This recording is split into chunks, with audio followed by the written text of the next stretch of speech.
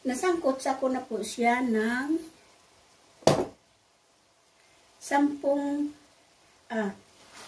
15 minutos po ang pagsangkot sa ko sa kanya para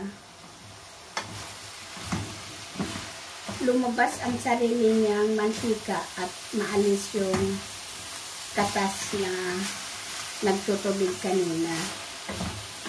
Kaya 15 minutos ko siyang sinangkot sa, hindi 5 minuto kasi marami pang tubig.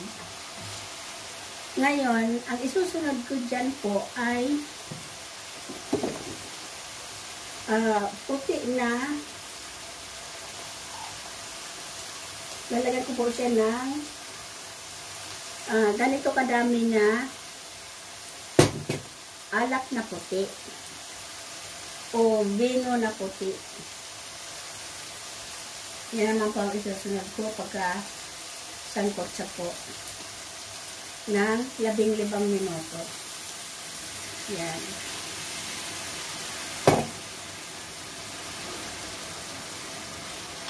Sa malakas po na apoy habang nakabantay sa paghalo para mabilis na maisunod-sunod ang paglalagay.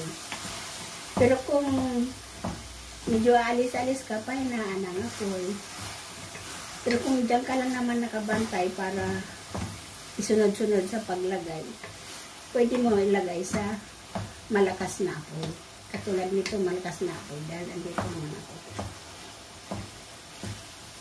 Ngayon, nakikita nyo po yan, medyo may sabaw na kaunti kasi andyan na ang mantika ng baboy, mantika na yan. Tapos, yung alak na puti ay kailangan patuyuin muli. Mga 5 minuto ulit na akin yan patuyo-tuyuin. 5 minuto muli.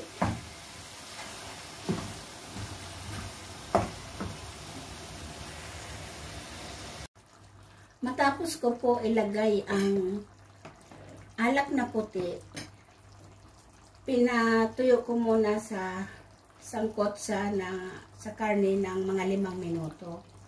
Pagkatapos po ng 5 minuto, paglagay ng alak na puti, ay inilagay ko na po itong kamatis na 150 grams, bali 3 ganito, kasi 500 grams ang laman nito. At saka nilagyan ko po siya ng basil na dahon, ayan, para pampabango lalo. At eto na po siya. Pagkalagay ko po ng kamatis at saka basil, 5 minuto ulit na akin pinakulo muna. Hanggang sa pagkatapos ng 5 minuto ulit, pagkalagay ng kamatis at saka basil, ilalagay ko naman po itong pampalasa. Isang kutsara lang po ako maglagay.